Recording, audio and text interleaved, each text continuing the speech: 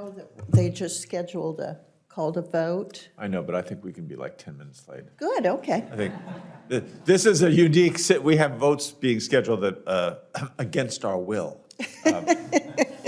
Shouldn't say that. Why don't you go ahead and ask a question, then I'll ask a question. Well, I'd like to explore, I thought it was fascinating to hear about the abilities of both government Landsat and satellite data and private sector satellite data being used almost simultaneously and in a complementary way on some significant weather events or fire events. And so I'd just like to explore just a little more, Mr. Gallagher and Mr. Jablonski, with how, who analyzes it? Let's say you have a significant hurricane off, the coast, or you're watching it develop, or some such observable event. How do you coordinate between private sector information and Department of Interior information specifically? Thank you for the question, Senator. I'll speak quickly about the Landsat data itself. We refer to Landsat data as medium resolution. So a little more on that. It's a pixel is 30 meters by 30 meters. That's about the size of a baseball diamond. And so a Landsat scene, one image, is actually about 13,000 square miles. So it's medium resolution. You're seeing things at a scale of regional scale. Mm-hmm.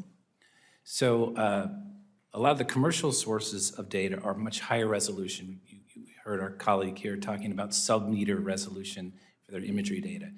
So when an event like that occurs, the data is very complementary because the Landsat data is looking at the regional patterns, denuding of the landscape, loss of shoreline erosion, or high wind that takes out green infrastructure and human-built infrastructure.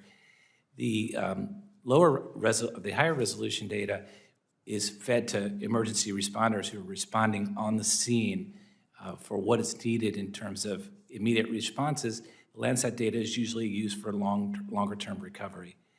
How people access the data in real time, we've done in recent months and years efforts to put all the Landsat data in the cloud and make it immediately accessible in that way. And we also serve it, of course, through USGS, a tool called Earth Explorer. Thank you.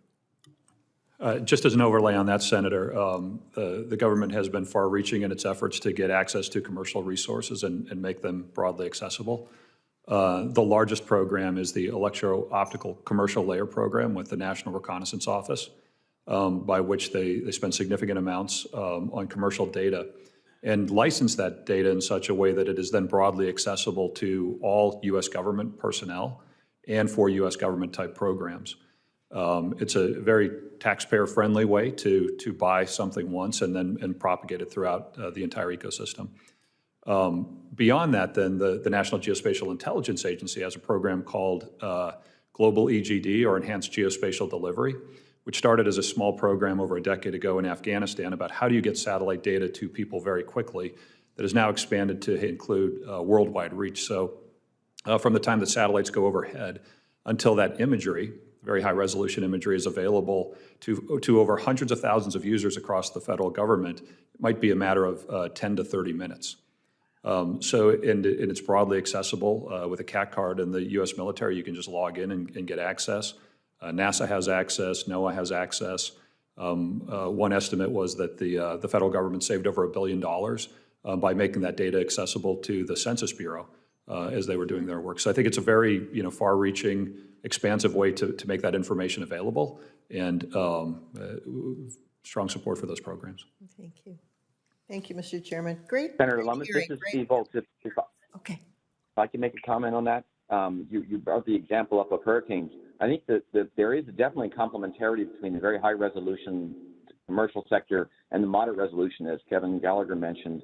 But what is necessary is the pre-prep, is the preparation so that the information sources are planned in advance, the integration is done, the systems are compatible.